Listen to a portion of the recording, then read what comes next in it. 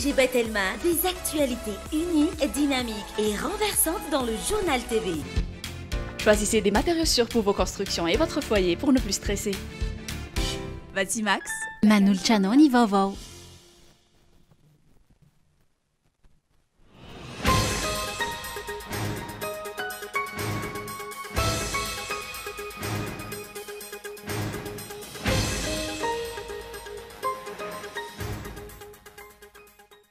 Omeny ny fitondrana rajoelona ho tantanin'ny vahiny avokoa ireo orinasa mpanjakana sy ny sehatra mariky ny fiandrianam-pirenena eto amintsika. Adino fa malagasy maro no manam-pahaizana fa tsy omena sehatra sy tsy atokisana ka mahatonga izao fahasahiranana izao. Savy eo ny mpanara-baovao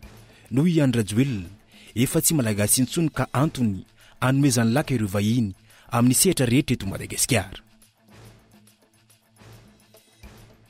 Mivoana amin'ny maha gardien de la constitution azy ny fomba fiasan'ny fitsarana avo momba dia lalam-panorenana eto amintsika ka mahatonga ny olona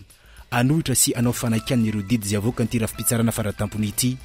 raha ny fanehoan-kevitry Tabera Andriamanantsoa tamin'ity androany ity raha neno ny Even manoloana ny filazany ny filohan'ny SCC fa tsy azo atao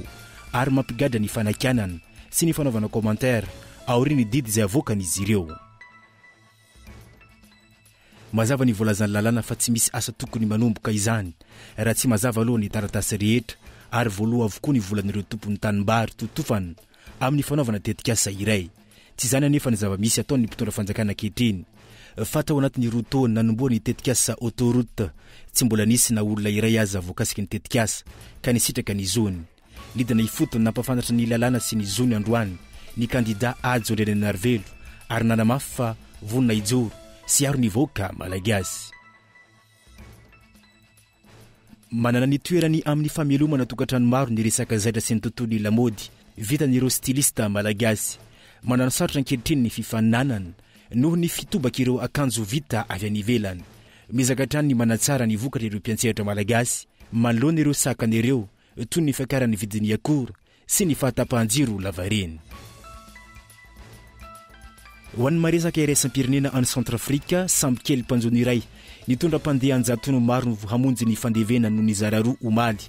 tao amin'ny renirano ny Poko akaiky ny Bongo renivohitry ny Repoblika Centrafrika. Vokany ampolo maro no naratra eo ihany koa ireo naratra mafy ary mbola ao anatin'ny fikarohana koa ireo sasany. Tsy tapopoka kosa ankilan'ireo manam-pahefana ao an-toerana manoloana ity raharaha ity. Ny andindinireo ary arahinao afaka segondra foy.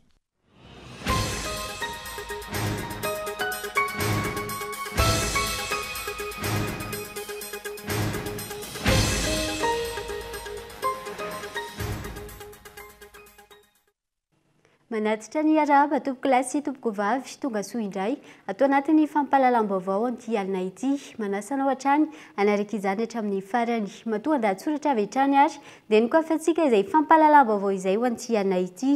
Omeny fitondrana rajoelina ho tantanin'ny vahiny avokoa ireo orinasa mpanjakana sy sehatra mariky ny fiandrianam-pirenena eto amintsika. Adino fa malagasy maro no manam-pahaizana fa tsy omena sehatra tsy atokisana ka mahatonga izao fahasahiranana lalina izao. Savy hoe ho ny mpanara-baovao efa tsy malagasy intsony ny mpitondra ankehitriny ary ao ary ny matoa andahatsoratra. Omena tantanin'ny vahiny avokoa ny orinasa mpanjakana izay no hitan'izao mpitondra izao anavotana azy ireny. Efa natao hatr'izay anefa izany fa tsy nahitam-bokany taony eo ihany eo. Efa nisy izany cabinet Rothschild izany teto nankatao avy ny filan-kevitry ny ministra ny volana novambra 2024 ary natao conseiller financier ny République Madagasikara. Rothschild & Co izay vondrona iraisam-pirenena mahaleo tena sy matianina manokana amin'ny torohevitra amin'ny fanjakana sy orinasa mpanjakana eo amin'ny fitantanam-bola. 10 volana azo avozina ary nanomboka ny 15 novambra 2024 ny fiara-miasa tamin'ny cabinet Rothschild sy ny fanjakana malagasy nefa tsy nisy asany vaingana sy fanatsarana azo tsapahitanana. Tsy ny cabinet Rothschild no tsy nahafeny asany na tsy mahay raha nasaina nanampy tamin'ny fiomanana amin'ny fitirany Madagasikara ao anatin'ny tsenam-bola iraisam-pirenena na ny marché financier sy ny notation inaugurale ary ny fanatsarana ny indicateur de compétitivité ny Madagasikara. Na ihany koa tamin'ny famatsim-bola ny rafitry ny renivola ny Air Madagascar sy fitadiavana mpamatsy vola vaovao tamin'izany fotoana. Tsy noho i Rothschild & Co no nampitotongana sy tsy nahatratrara ny Madagasikara ny fifanarahana nandritra ny 10 volana fa noho ny fomba fitantanany any rajoelina ny firenena. Nandritra ity fitondrana rajoelina ity raha tsy tantana ny fanjakana nanjaka ny kolokolo nefa bonne gouvernance noho no irairaina. vokany tsy nisy mpiara-mombonantoka lehibe resy lahatra anampy sy ampiasan'ny volana eto Madagasikara. Volam-bahoaka nefa no nanakaramana ity kabinetra manana ny lazany sy ny fahaiza-manao ny maneran-tany ity fa tsy hoe mamaim-poana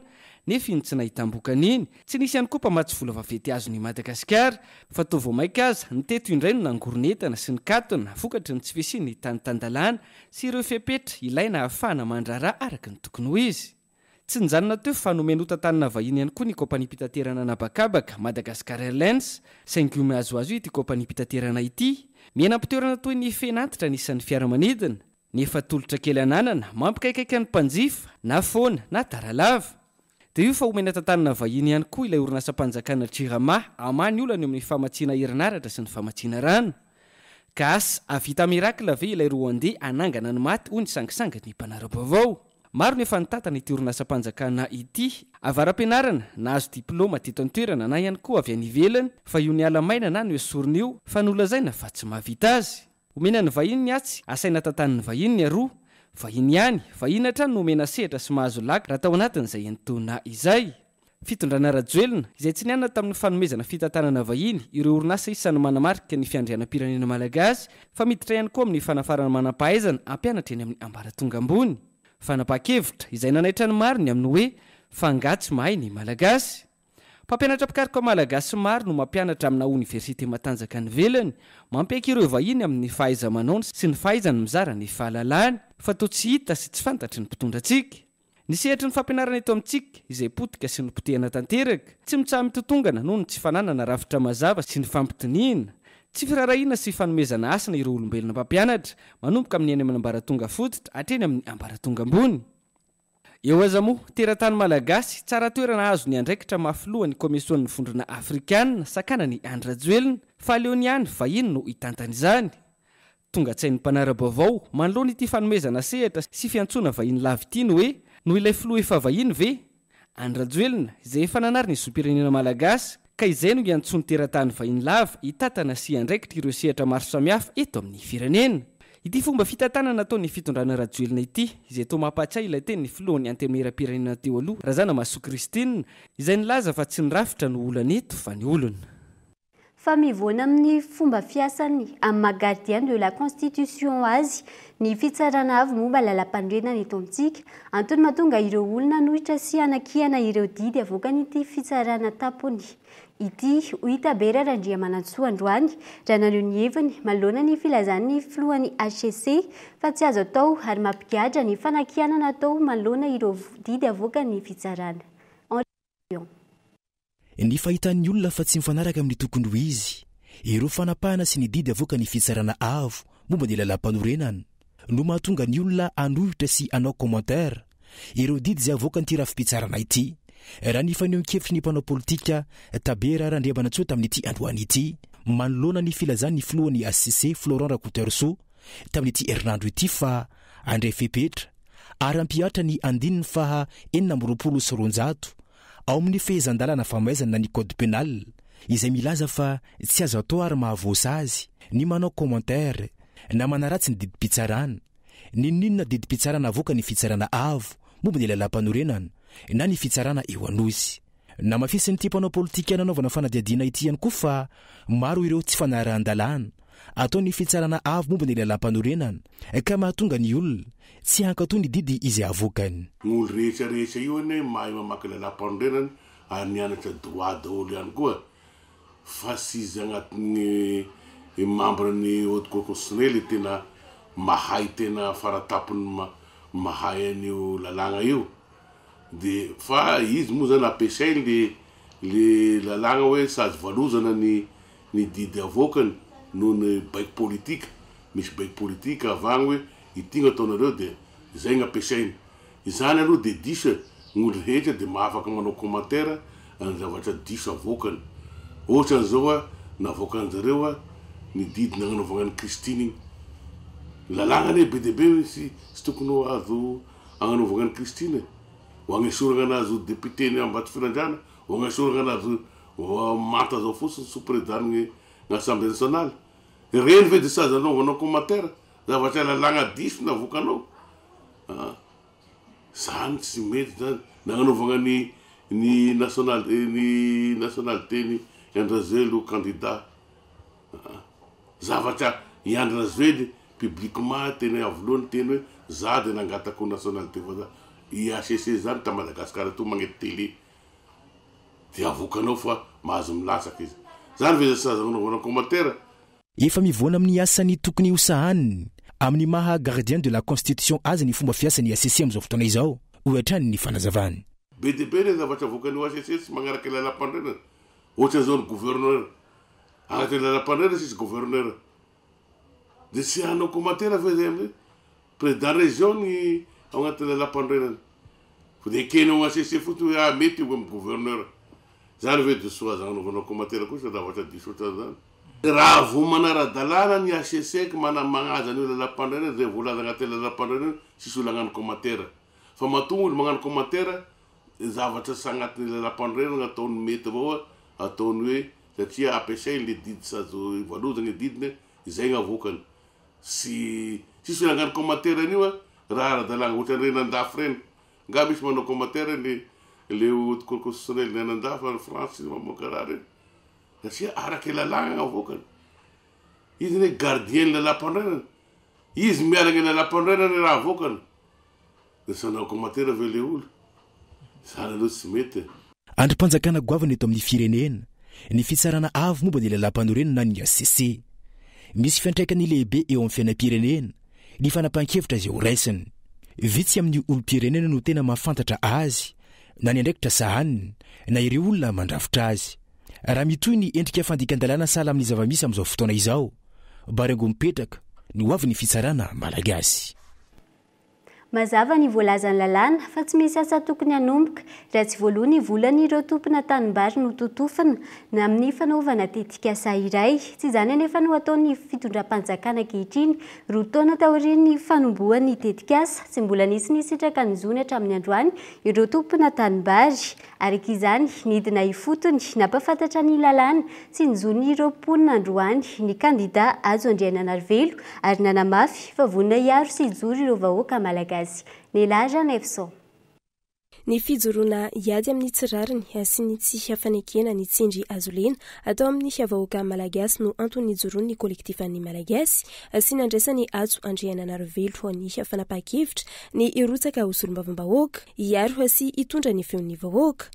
androany nidina ifotony ny feon'ny vahoaka teny talata volonondry sy teny amin'ny fokotany ambolo izay mitondra faisana tamin'ny tetikasa arabe migodana mampifandraina Antananarivo Toamasina ny kandida ajo andriana narvelo ilaina ho izy ny fiainona ny zava-misy marina hitadiavana vahaolana sy anampiana ny vahoaka malagasy raha ny nambarany ireo famponina teny ifotony tsy nisy ny fifampiresahana tamin'ny vahoaka mialony ny anaovana io tetikasa io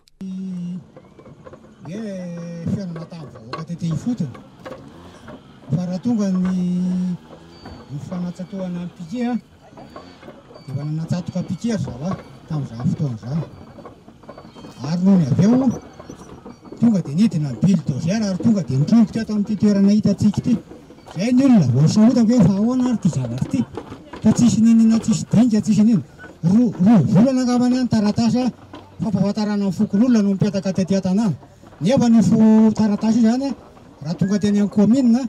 efa volana meny tonga teny amin'ny commune volana olo ny taratasy vao tonga ty amin'ny fokotany mipetaka ny afisage hoe misy voatao ty aty aminareo raha tsy ahivona ny volana desambra 2022 no napetraka ny vatofototra tamin'ny tetikasa saingy mbola nanamafy androany ireo vahoaka fa tsy mbola nandray vola famonetrana izy ireo tamin'ny nanotofana ny taniny ny vahoaka teto ambolo teto amin'ny commune talatany volonondry anisan'ny vahoaka endry satria tsy nanohatra na dia ny kely ary ambara aminareo zany tsy nanohatra tsy nitondra banderole akory ary fa kosa nangataka ny olona hoe rehefa tototra ny taninay ara tena evalu eo tena tonga dia pi eo faran'izay aingana ny volanay fa nitsy ny tany tao anatin'izay fotoan'izay nefa ny nandeha ny hoe évaluation ao anatin'ny nandeha ny fametrahana vato fezoro teto ao anatin'ny andro 3 volana ny fampanantenana hoe tsy maintsy piena ny volanareo hatramin'izao re tompoko very fanambola velona to volotony voalala voatango ny olona satria nahoana ny évaluena ny tany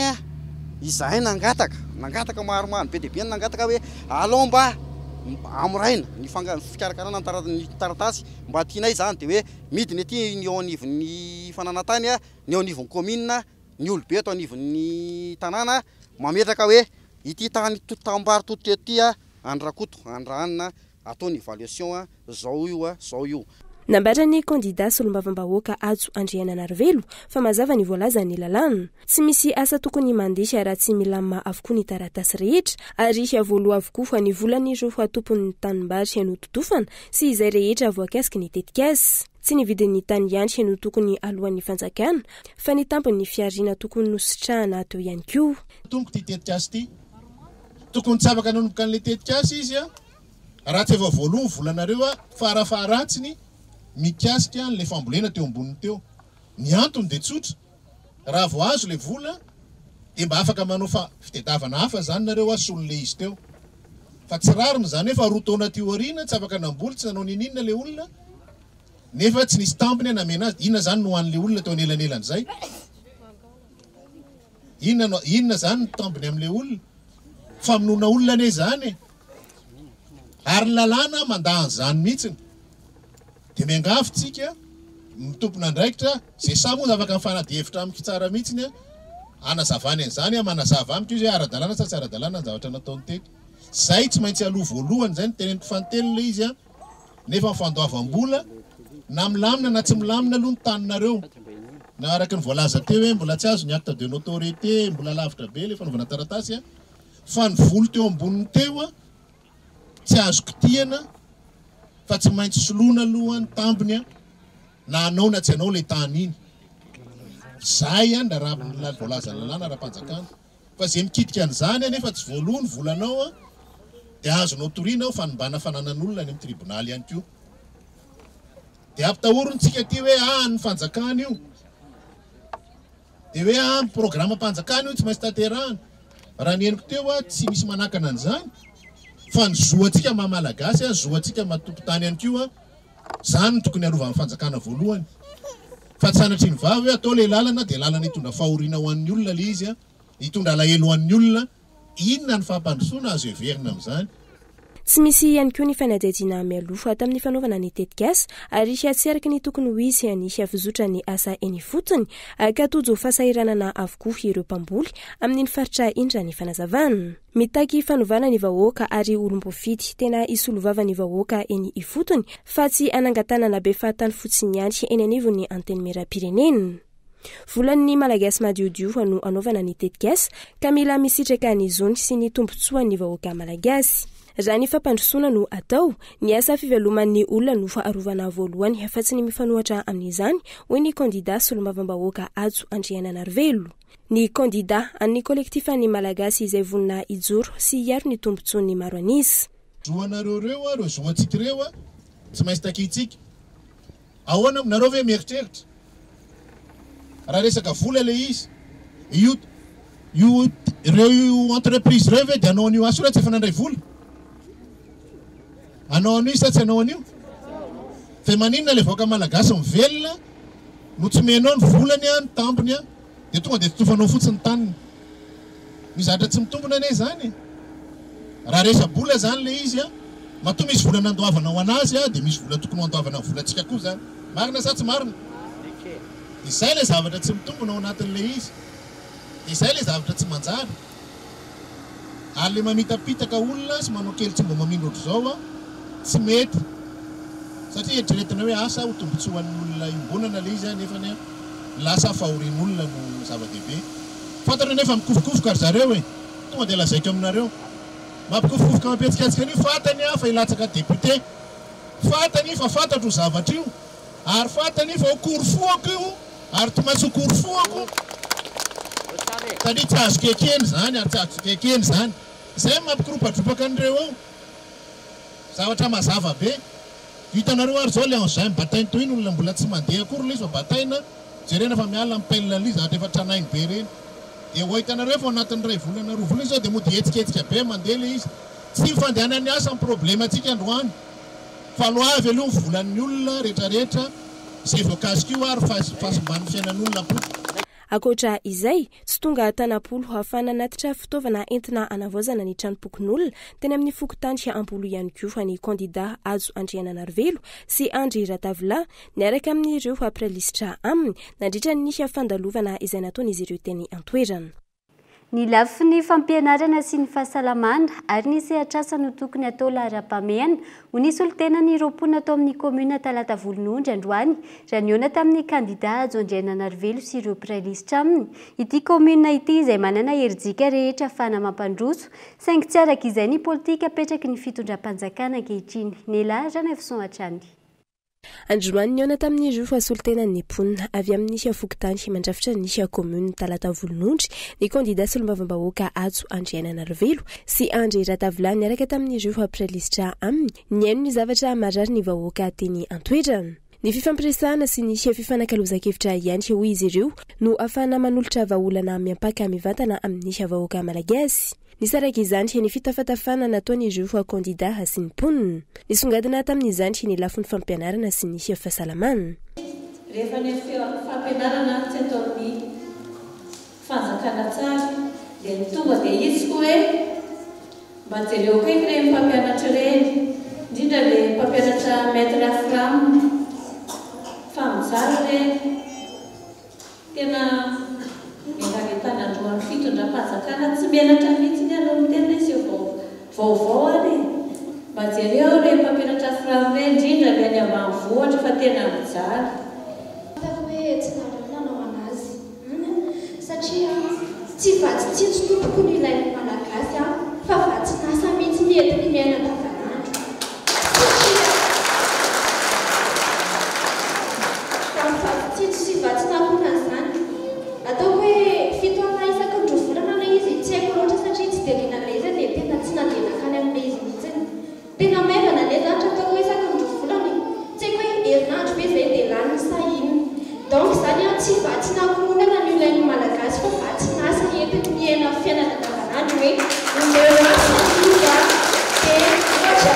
afakokoa hoe mikarama 7 isanandro mikarama koa manana 7 isanandro zany atoko miatrika amin'ny fiainako no le hoe manana 7 alina isakandro volana vao manana 7 alina tsy mitovy mihitsy zany dia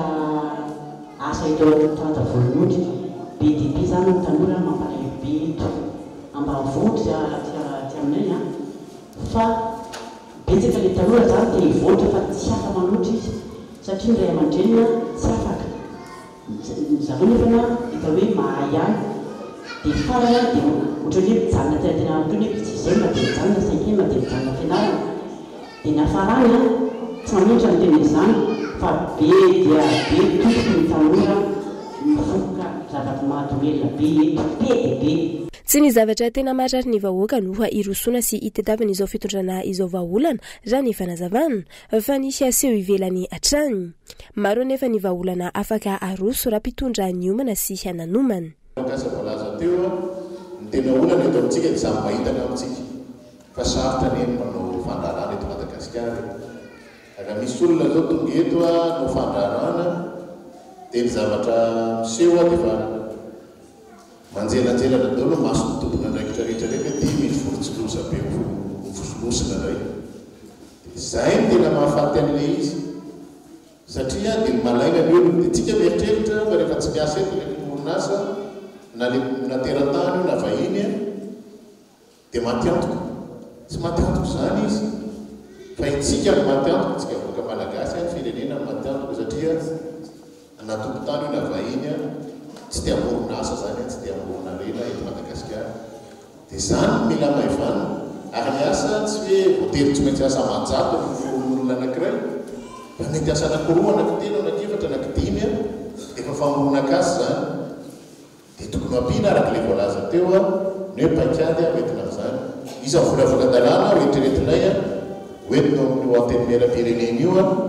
dia mifametrahana hoe isaky ny misy orinasa vahiny tonga eto Madagasikara dia tsy maintsy farafakeliny 200 mipetra-bola dia rany amin'ny malagasy. Mba misy mpandrarà malagasy koa zany miara-miasa aminy ary tsy maintsy mitady malagasy izy miara-miasa aminy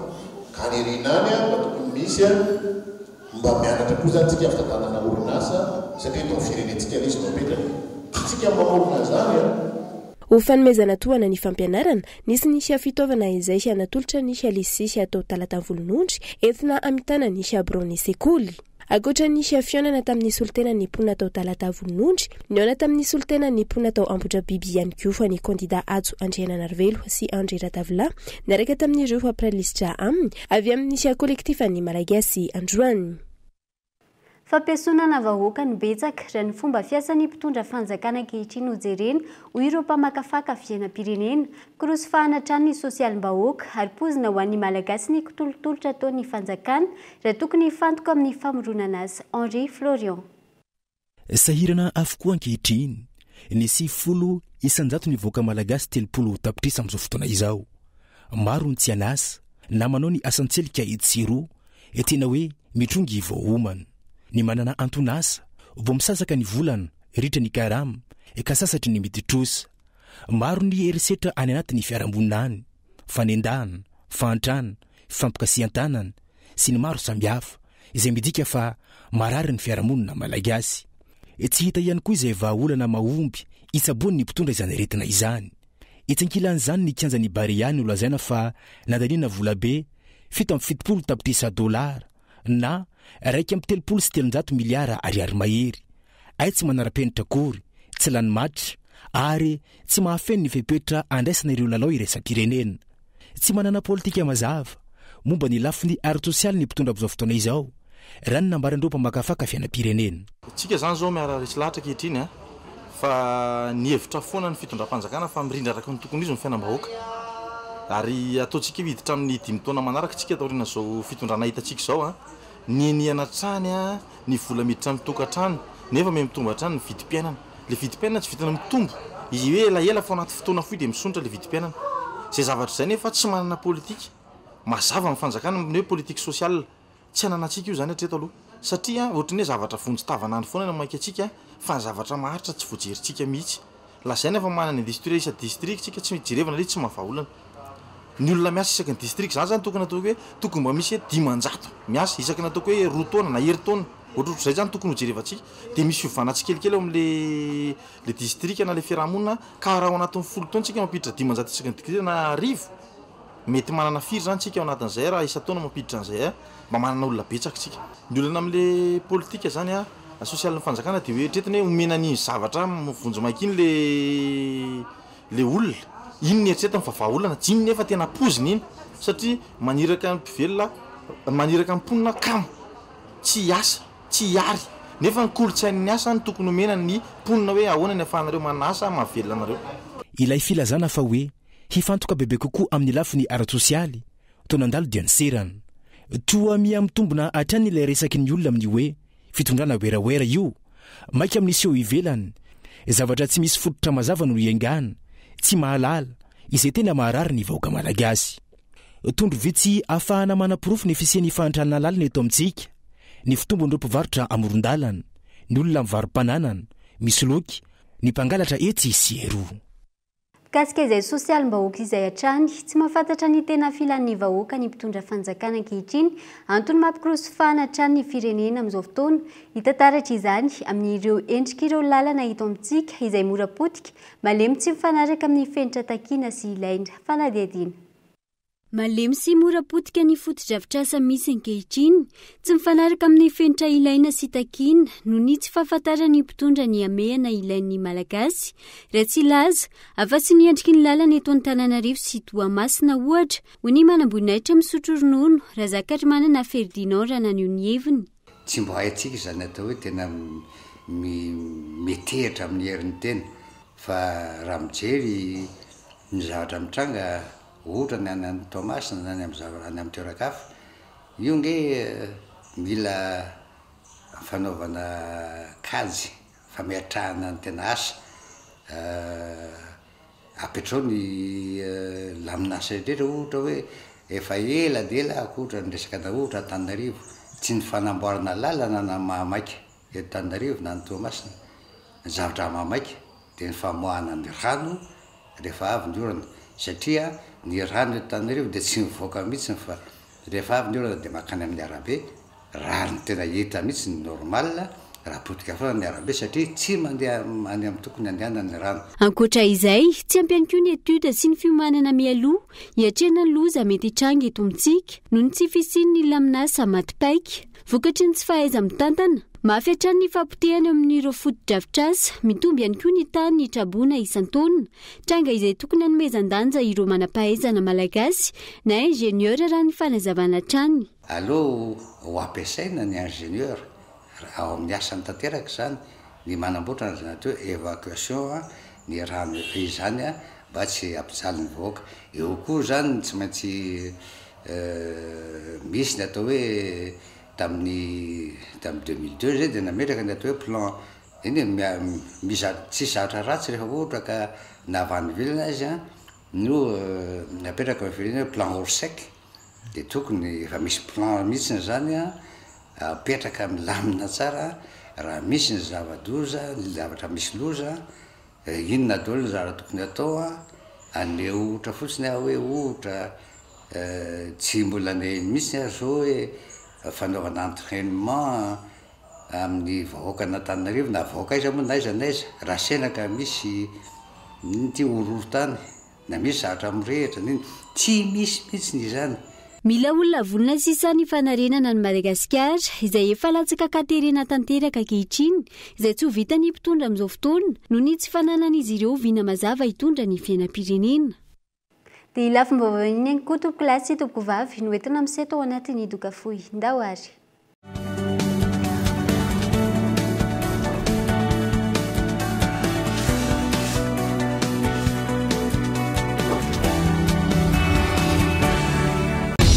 Pasika sambatra miaraka mizaraka do araroti ny fianam-bidy amin'ny Fil Prime sy Wikif Max 4G sady mbola toloranay écouteur earbuds tellement ihany koa ianao iainona mozika amin'ny fety miampy bonus méga isalofena amin'ny fotoana rehetra aza tara hatramin'ny 30 aprily any hitanao any amin'ny tellement akaiky anao.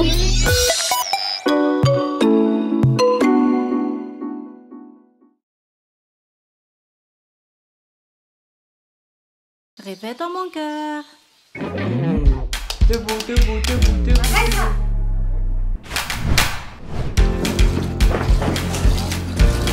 Ça suffit. Laisse-les, c'est pas grave.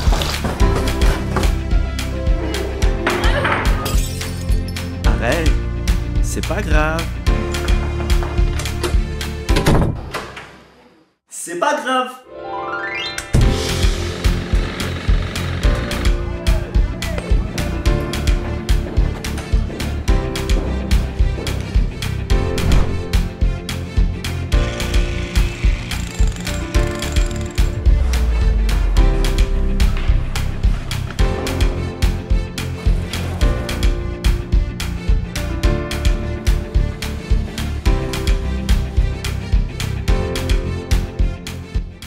Choisissez des matériaux sûrs pour vos constructions et votre foyer pour ne plus stresser.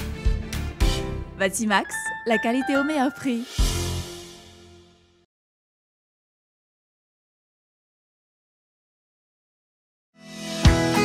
Ho avy ny fifidianana solombavam-bahoaka ianao olo-pirenena voasoratra anarana anaty lisy mpifidianana no hifidy izay député isoltenany malagasy eny amin'ny antenimera-pirenena. Miasan'ny solombavam-bahoaka ve? Miady ho any tombotsoan'ny malagasy amin'ny alalan'ny fandaniana lalàna. Manara-masina asan'ny gouvernemanta sy ny fitatana ny volam-panjakana. Fanteny tsara noho izany izay hofidiana mba tsy hanenina. Olo-pantatry ny fiarahamonina ary mahafantatra ny fiarahamonina sy ny tontolo iveloman'ny olo-pirenena. Olona nianatra na sy mahay ny antom-piasain'ny antenimera-pirenena sy ny fiatraikany lalàna hofidiana na ho lavina. Olona vonona nohitra ny kolikoly na amin'ny fandaniana lalàna na amin'ny fanomezana ohatra tsara amin'ny asany mahitsy fitondran-tena ary tsy mampitafianatra ny antenimera sy ny repoblika. Ho an'ny fifidianana solombavam-bahoaka 424 ndao anao safidy malina mari-potitra ary voasaina tsara.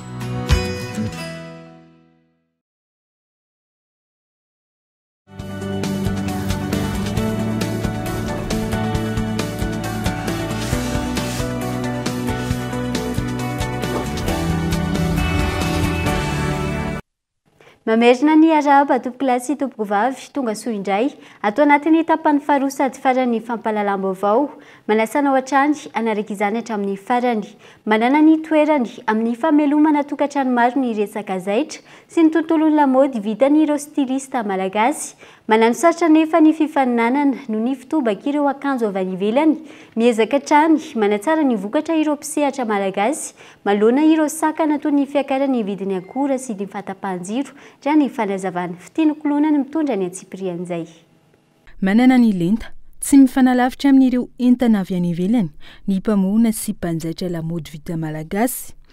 sakana amin'ny firoboroboan'ny fiariana ankehitriny ny fitobaka ireo akanjo avy any ampitan-dranomasina ny akamaroan'izy ireo izay avy any Chine sy Europe.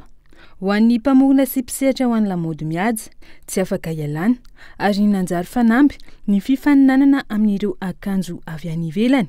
Isan'izany irahary miaro noho ny Elodie izay 12 taona izao no nisehatra tamin'ny fanjairana akanjo mihaja. Manatsara ny kalitaony asa no tanjona ahafana mitazona ireo mpanjifa irona amin'ny vita malagasy raha ny fanazavana. Tamin'ny 12 taona lasa maro mpanjifa fa am'izao zany lasa misy an'le avy any ivelany sy ny sisa sy ny friperia de lasa misy mpanjifa ihany zany fa somary ny hena zany ny mpanjifa. Satria ny avy any ivelany koa le raha ohatra hoe ampitaitsika amin'le vaovao avy any ivelany zany mora ny vita malagasy nefa tsara. Mitovitovy zany ny qualité ny vita vazaha sy ny vita gasy vaovao nefa ny vita gasy mora kokoa. Ny fahefan'ny vidin'ny olona aloha somary ambanimbany ihany de ny vidina friperie avy any ivelany koa mora kokoa noho le zavatra vokarinay zany. Iny zany tsy voafaritray fa ndraindray mandeha le izy ndraindray milamindamina kely ihany. Antoko ny fiveloman'ny tokantrano ampoly ny orinasa salantsalany misehatra amin'ny fanaovana zaitra lamody tahaka izao toa n'ireo orinasa rehetra miantehatra amin'ny jirama olana trano ny fatapahan-jiro lavareny ny akora ampiasaina amin'ny sehatra ny zaitra toy ny lampa izay saika entana avy any ivelany avokoa. Tao anatin'ny 5 taona tafiakatra hatramin'ny 700 ny fiakaran'ireo ankora fampiasa ireo. Ny olana zao le resaka eo aloha ny resaka jiro. Le resaka jiro zao somary na izy le miala amin'le tapaka zany de ambany ny tension an-jiro de iny zao olana kelinay. Rehefa tapaka misy ako be mihitsy rehefa tapaka ny jiro de mijanona daholo ny ankizy. Ny lamba zany somary lafilafy ihany de ndraindray koa ny tena olana le ohatrany hoe le avy any ivelany zany le couleur zany misy hoe tediavin'ny olona le couleur nefa tsy misy de zay koa zao ny olana. De resaka fourniture koa somary sarotsarotra kely ihany sady lafilafy kely ihany. Tsy hoe mihaja be moa tsy hoe anina koa fa azo anaovana foana zany izy. Ohatrany hoe mpiasa birao reny zao ny tena mpanjifa. Mandray anjara fino amin'ny fampiakarana ny fahefa-mividiny maro ny fampananana asa ireo orinasa madinika sy salantsalany tahaka izao. Mangataka amin'ny tokony hijerena vahaolana manokana ny olan'ny herinaratra araka izany izy ireo izay manimba ny fiariana. Ny fitombon'ireo mpisehatra amin'ny karazana orinasa salantsalany tahaka izao izay antoky ny fampiakarana ny arikariana malagasy. Eo amin'ny tontolon'ny fampianarana kosa indray mitsipaka ny fampiasana ireo fitaovam-panjakana sy ny fanerena ireo mpampianatra ho fitaovana politika hampandaniana kandida-mpanjakana amin'ny fifidianana solombavambahoaka ho avy izao ny fianakaviam-ben'ny fampianarana raha naneho ny heviny tsy maintsy mijoro sy mitroatra ho izy ireo sandika malona ny antso izay atao amin'ireo mpampianatra sy ny famotehany ny sehatry ny fanabeazana eto Madagasikara. Christian Dimby. Misaviritaka ny raharam-pirenena latsaka ankaterena ny lafin'ny fampianarana eto Madagasikara hoy ny fianakaviam-ben'ny fampianarana izay ivondrona ny Sempama na ny sendikan'ny mpampianatra sy ny mpanabe eto Madagasikara eo ihany koa ireo sendikan'ny mpiasa eo anivon'ny ministeran'ny fanabeazam-pirenena raha naneho ny heviny androany. Tsy azo ekena hoy izy ireo ny fanaovana tsindry sy ny fampiasana ireo mpampianatra ho fitaovana politika hampandaniana ny kandida-mpanjakana amin'izao akantoko ny fifidianana solombavam-bahoaka izao. Tena ampiasaina le mpampianatra mpanabe amin'ny resaka politika jaly zahay raha mato ministra ao aminay ministra ny fanabeazam-pirenena no taleniny fampielezan-kevitra ny président tsy maninona zany resy lahatra izy amin'ny politika amin'ny antoko izay misy azy tsy olana velively fa ny tsinenay kosa ary tsy aiky anay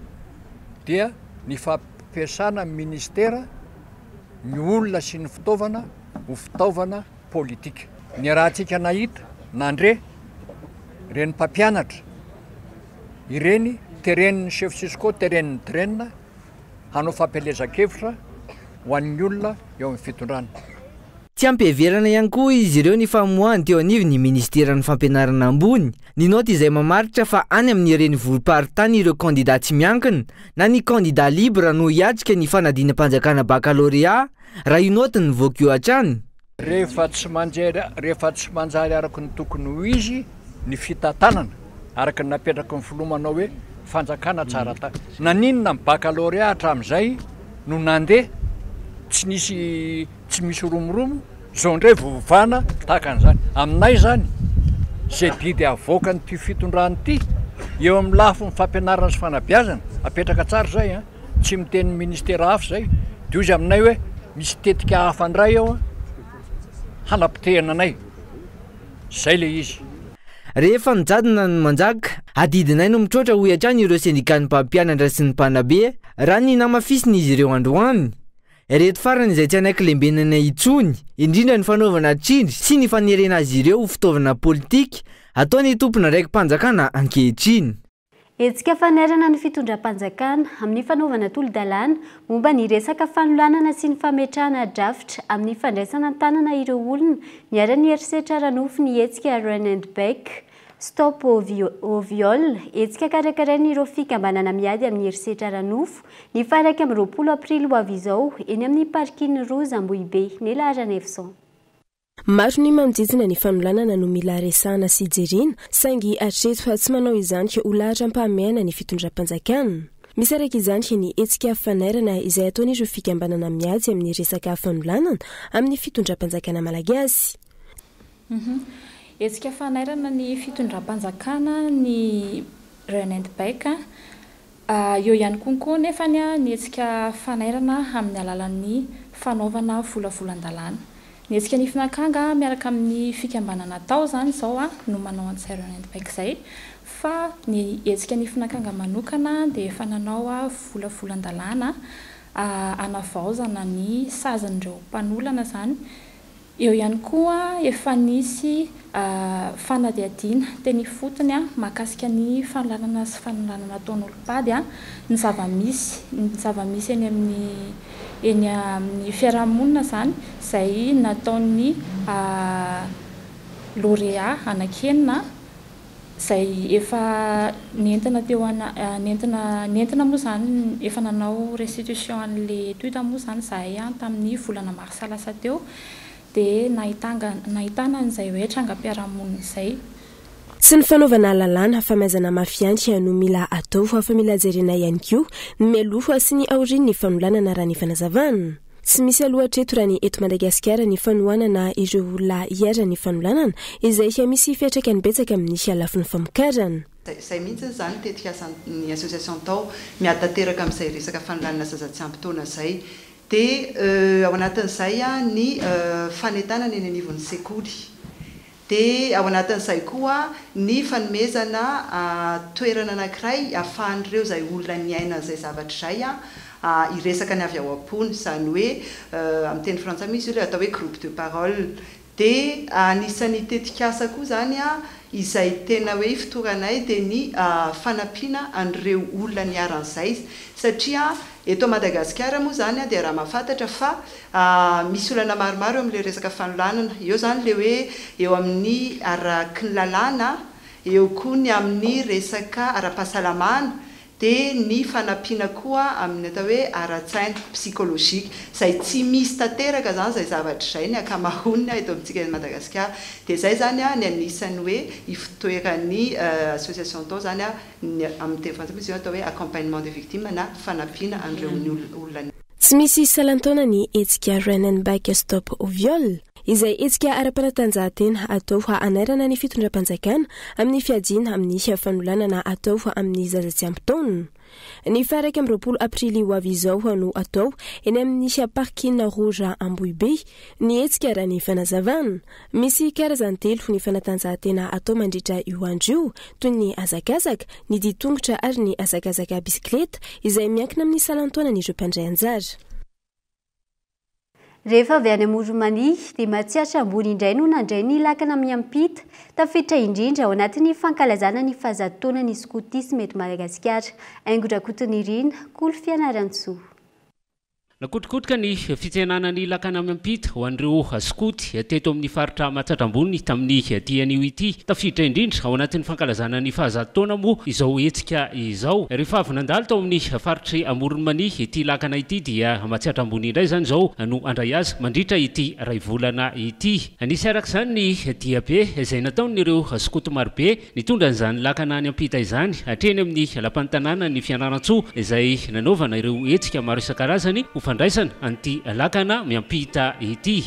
Anjaran'ny faritra Matsatram-bony moa no mandray ny lakana izay aterin'ireo faritra avy any ampily Amoromania izay lakana midika fa mampiray ny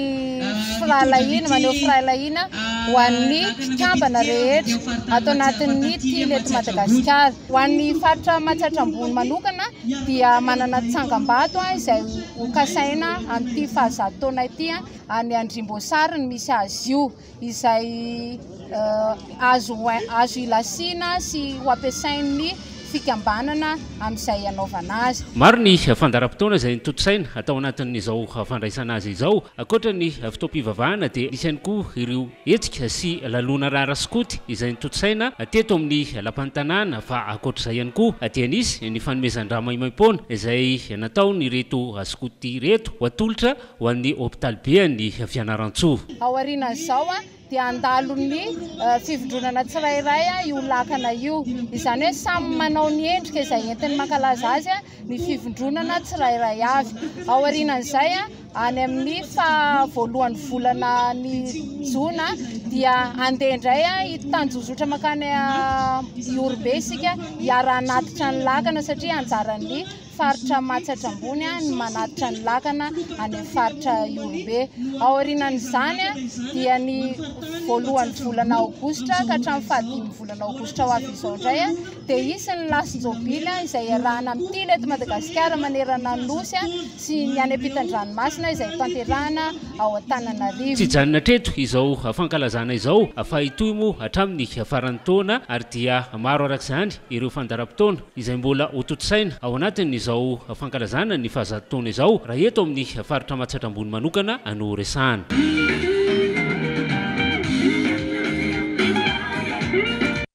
Eo amin'ny maresaka iraisam-pirenena kosa indray any Centrafrika, samby kely mpanjony iray nitondra mpandeha anjatony maro amonjy fandevenana no nizara roa tao amin'ny renirano ny Mpoko akaiky ny Bangui, renivohitry ny Repoblika Centrafrikaine ho Malitolakandro. Vokany ampolony maro no fantatra fa namony ainy, ampolony ihany koa ireo naratra raha mbola manohy ny fikarohana ireo tsy hitapopoka kosa ankilany ireo manam-pahefana ao an-toerany fanadihadiana eo amin'ny sariny France 24.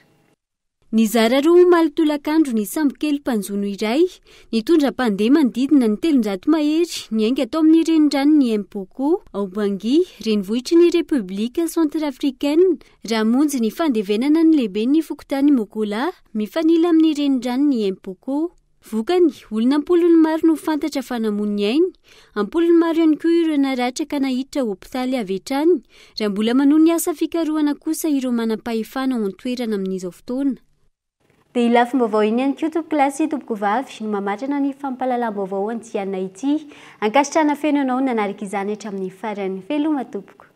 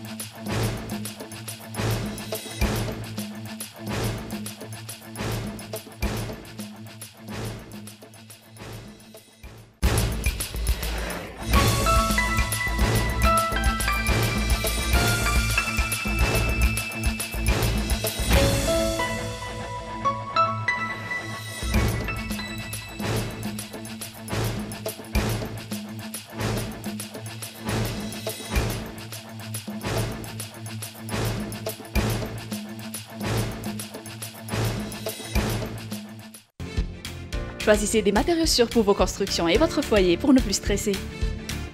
Vatimax vous a présenté Mi Vavo.